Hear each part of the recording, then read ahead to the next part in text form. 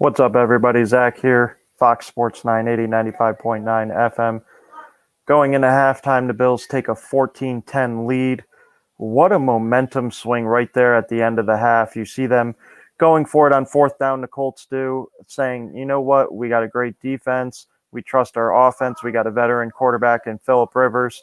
If we don't get it, either way, it doesn't matter. The Bills are going to have to drive the field 96 yards, and that's exactly what the Buffalo Bills decided that they were going to do. 10 plays, 96 yards. You see Josh Allen run in for the touchdown as they take a halftime lead of 14-10. And the one thing that I must say about this Buffalo Bills team is that they're gritty. They're absolutely gritty. They're going to have to continue to play the way that they're playing. Josh Allen's going to have to continue to stray away from making mistakes. You saw the near interception in the end zone. That was just a better defensive play than a bad throw. Undercut the route. You've seen some excellent pin drop throws from Josh Allen.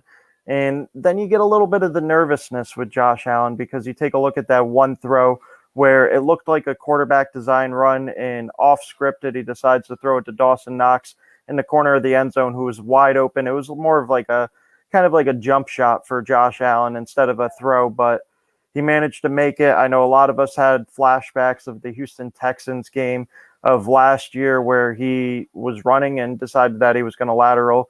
But overall, I like what I see from the Buffalo Bills. This Colts team plays great zone defense. I think Josh Allen needs to continue to do a great job of taking what this defense gives to him. And Cole Beasley, John Brown, Stephon Diggs, Mr. Toe Drag Swag himself, Gabriel Davis, they're going to need to be able to get open, find the soft spots of the zone, and not rely too heavily on the deep ball.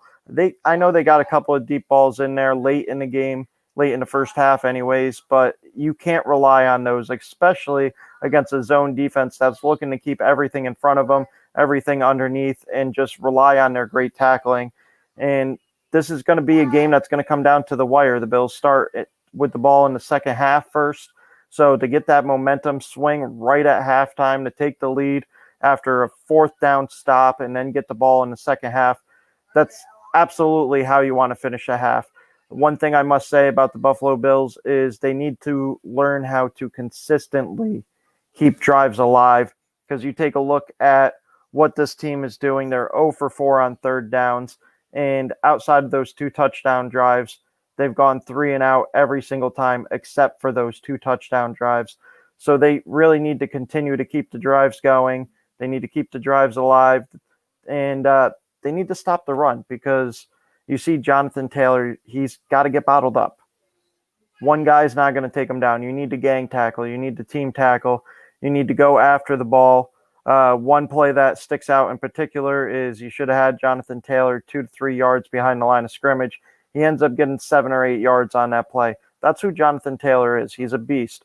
And we know we've done it with this Buffalo Bills defense before. We've seen it with the not with the Houston Texans, with the Tennessee Titans, where they bottled up Derrick Henry enough where it had to be on Ryan Tannehill. So let's see if they can do that in the second half in field position. I know one thing that's not sexy to talk about, one thing that's often overlooked, is special teams play. And this Colts team is top 5 special teams, and this Bills team is bottom 5 special teams. And so far in the first half, that's come into play. A lot of field position changing and switching, and the Colts have had the better of it. The Colts have started out at their own 37-yard line. The Bills average right around the 9-yard line. That needs to change. The Bills need to be put in a better position. You still have a young quarterback. I know he's been playing outstanding this year, but let's get him into better field position. At least get him started around the 25-yard line. That's the goal. Special teams, I know, like I said, it's not sexy to talk about, but that could be the difference in this game. And to be honest with you, if the Colts don't go for it on that fourth down, we could be talking about a 13-7 game instead of a 14-10 game. But that's the way that the cookie crumbles. It's a game of inches, and so far the Bills have taken every little inch that they can get, and they got to continue to do that. Just take what inches they can get. Don't try to do too much. Don't try to force anything. Take what the defense gives you. And on the Colts side of the ball, we can't forget about the Colts. They've been playing great. Most people want to say they snuck into the playoffs. This is a team that went 11-5. They went in 11-5 for a reason. If the Titans didn't win their last game, we're talking about the Colts as the AFC South division title champions.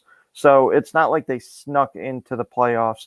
They're here to make some noise. They got a great defense, top 10 defense, and a veteran quarterback and a great run game. So that's what they need to do. They need to get their quarterback. They need to get Phillip Rivers in third and long situations, get after Phillip Rivers, try to force him into a mistake or two, because this Bills team is opportunistic. They have over 30 takeaways, and they're one of the top 10 teams in the league at scoring off of turnovers. So they need to continue that way. For the Colts, I think they need to stay aggressive. They need to continue to pound the rock. Phillip Rivers has been efficient, 13 of 19, 167 yards. You're going to see more of them, more of that. You're not going to see the Colts pull away in this game. They're going to keep it close, and they're going to try to make plays when it matters the most. The Bills have done a great job defensively, bend but don't break mentality, and they need to continue that.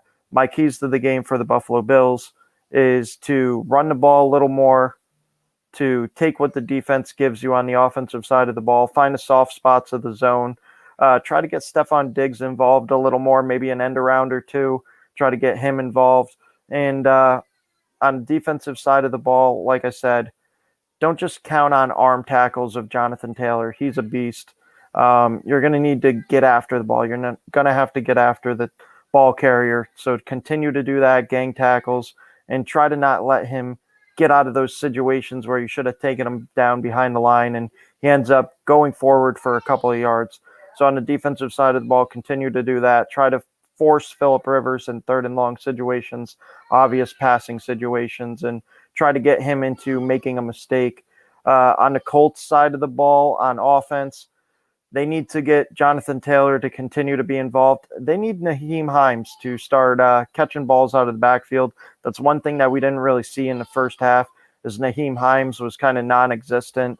Michael Pittman, welcome to the NFL party. I know that one ball on 4th and goal went through his hands in the corner of the end zone. That was a tough catch. That was just out of his reach. I know he got the fingertips on it, but that was a tough catch to make. Phillip Rivers, keep being efficient. Keep being safe with the ball. Frank Wright, keep being aggressive. And this defense, just keep doing what they're doing. Obviously, it's been working outside of 2 touchdown drives. Like I said, they've forced this Bills team to go 3 and out on multiple occasions. So continue doing what they're doing. Best of luck to both teams in the second half. And I look forward to talking to all of you at the end of the game. We'll break down what happened and what's next for either team. All right, this is For the Love of Sports on Fox Sports 980, 95.9 FM.